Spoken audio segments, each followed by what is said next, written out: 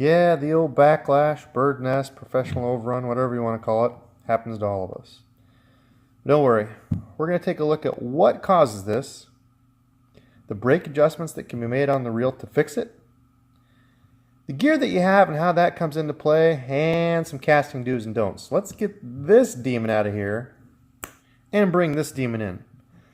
So let's understand what actually causes the backlash. The backlash itself occurs when your spool is spinning faster than your line and lure can take the line off of the spool.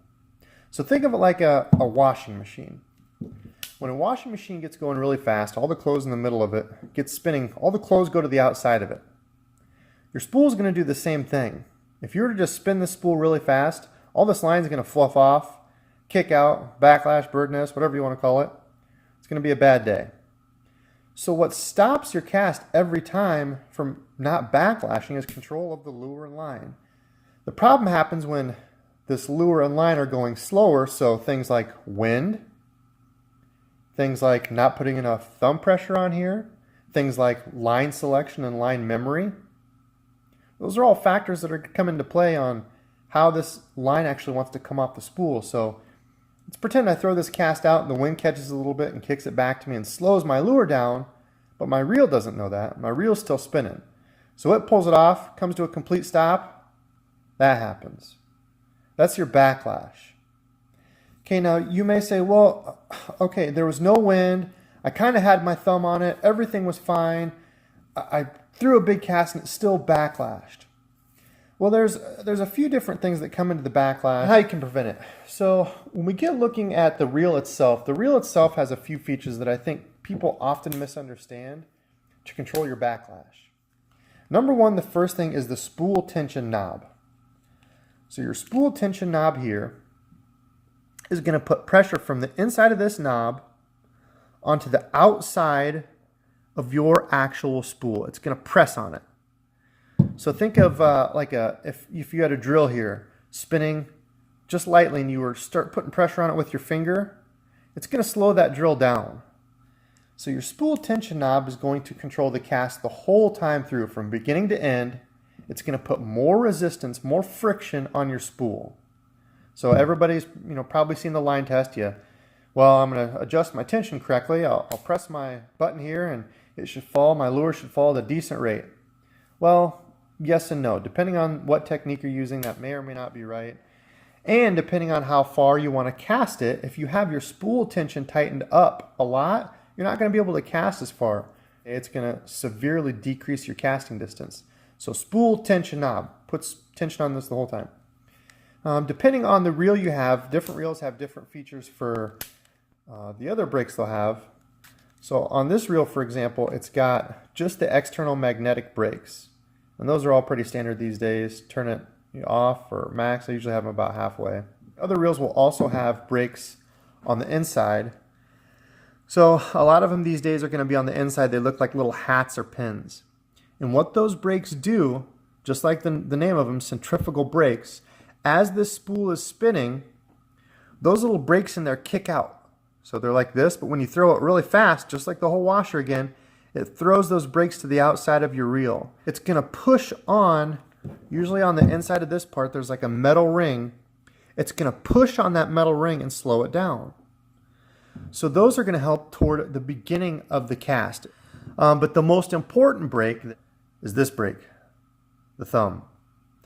The biggest mistake I see with new guys learning to use a bait caster is they'll push the button down, cock it back, and throw a big, huge cast and do this. Thumb comes off. And that's exactly what happens when the thumb comes off in the cast. You're going to get a big backlash. So you want to, as they call it, thumb the spool. And what that means is no matter where I'm at in the cast, beginning to end, I'm always going to have just a little bit of slight pressure on the spool with my thumb. And you'll be able to feel the backlash occurring. You'll be able to start feeling the line kick off and get loose like that all willy-nilly. You just want to put a little bit more pressure on when you feel that through the cast. Put a little bit more pressure on the spool and it's going to calm it down. It's going to slow this down and let my spool catch up to the speed that my line and lure are pulling it off at. Okay, so that's the basics on reel adjustment. Let's take a look at the gear. Yes, the gear you're using will definitely have an impact on how you cast. So if you start out with a medium or a medium heavy power rod, and the power refers to how much power it takes to actually flex your rod. A heavier power rod takes more power to get that tip to flex. A lighter action rod takes less power. I would suggest something with a fast or a moderate fast tip. And what that means is a fast tip is going to bend closer to the end of the rod, whereas a moderate fast tip is going to bend closer to the middle of the rod. And when you have a rod that will bend closer to the middle, it's going to allow you to get more snap, more bend to that rod to cast your lure farther.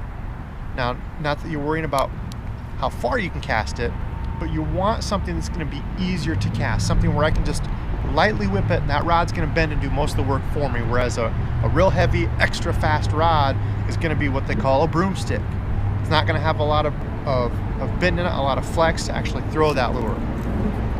Now, when you get into the line of the rod also has impact on your cast. A braid is a lot easier, it's a lot more forgiving. It doesn't have the memory like a fluorocarbon or a monofilament. It's also going to be a lot less likely to flare out. And lastly, lure weight. When you start out, I would suggest something like a 3/8 is a good weight to use. It's not too heavy, not too light. This is a 3/8 ounce jerkbait. It's going to give me enough weight to throw it out there. Remember, I want the line and the lure to pull faster than my spool is spinning, but it's not something super heavy that if I throw it and I have a big fatal mistake that it's going to just rat nest everything because it's a big, huge 1 ounce gargantuan brick. Okay, so I would suggest like a 3/8 ounce lure if you're just learning. So let's get into casting techniques. When I'm teaching somebody how to use a bait caster for the first time, the cast that I always recommend is the Sidearm Cast, and which you'll get into the roll cast. The Sidearm Cast is the first part of the roll cast. So I recommend the sidearm instead of the big overhand. So the big overhand where you lift it above your head over your shoulder, cast it out there as far as you can. It gets a lot of whip into it, and people tend to leave the lure, up in the air. And that hang time is going to make you bird nest every single time if you don't have good thumb control. You cast it out there, it goes really high up in the air, and then it kind of stalls. This is just going to bird nest up. So that's why I like a sidearm cast. So to start out, get your lure about a foot underneath the rod, foot from the tip. I'm just going to turn my body sideways and toss it. Now when I do that, I'm going to feather the spool with thumbing the spool that we talked about. I'm lightly going to touch that spool the whole time. Okay, so you can see my lure rate. I set it so it's not falling too fast. If you're a new person, start it like that, to where I put that tension on, I screw it righty-tighty to where my lure doesn't move, just like that. So when I cast it and I don't have a thumb on it, it's not an issue. When it hits, it's going to stop. So you might see casting techniques and tips and tricks and people say, oh, I figured it out. This reel has everything you need. You'll never backlash again. That's not it. When you see people doing this and just not thumbing it, and I've even done it to show people, it's about your tension control knob. Now you see that was a pretty light cast with a 3/8 ounce lure, and that casted really far. There's no backlash in it. So if you're a beginner, start out here where it doesn't move at all. All right. As you get more comfortable with it, you can loosen that and back it off a little bit to where it starts to fall down. Like right there, it's just creeping down. All right. So as you cast it with that sidearm, it's really just all in your hips starting out and your arms. And I'm just going to toss it sideways. Now you want to make sure that before the lure hits, you thumb that spool and let the lure stop. So it's going to be flying over the water, you thumb it, and it's just going to stop and gently fall in. Just like that. A real gentle, easy cast to learn. Now the reason, again, I say that one is because it's going to go right into your roll cast. Once you get the sidearm down and you're comfortable with just kind of tossing it into a spot, you can add the roll to it. The roll cast, in my opinion, is probably the most used, especially for a bank angler, because you're fishing, sides of banks like this. Maybe I'm trying to bomb it out there, but I'm trying to go for accuracy. I'll take accuracy over casting distance any day. And the roll cast, I'm just going to bring my rod tip around. I'm going to roll the bait and throw it. And it's just going to give me a little bit more momentum on that bait so I can cast it farther. Like that. So same cast, no backlash. I just thumb the spool, gently held light thumb pressure on the spool, and I got a lot more distance on it. So that's the cast I would always start a new person on. the sidearm cast going into the roll cast. You can get your distance, work on your accuracy. That's really what's going to matter starting out. All right, so the big secret to never backlashing again is there is no secret. Everything that I've told you is going to help you eliminate the backlash on your own. Make sure you understand the basics of why the backlash happens. Get your reel adjusted properly. So that tension control knob, turn it up. Adjust your magnetics, whether it's external magnetic, centrifugal, get those adjusted. Turn them all the way up to start out with. Make sure you've got the right gear. So I recommend a medium power rod to a medium heavy power rod with a good tip on it, a good flexible tip. That'll allow you to throw that bait out easier. And start with a braid or a cheap mono if you really don't want to go to the braid first. Get some cheap mono. A lighter test, softer test is going to be easier to cast. So start with a mono like that, or I would just say start with a braid. Braid is a lot more forgiving. It doesn't have the memory of fluorocarbon and monofilament. So I would start a new person on braid, casting lightly. A heavy-ish braid, not too light. I would say maybe 30 pound is a good spot to start. Once you get past your gear, you want to go out and practice your casting. Start with that sidearm cast into the roll cast. That'll add distance to your sidearm cast. So I hope this helped you all. Hit that like button if you enjoyed the content.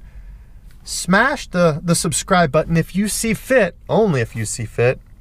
Until next time, be a responsible fisherman. Thanks for watching.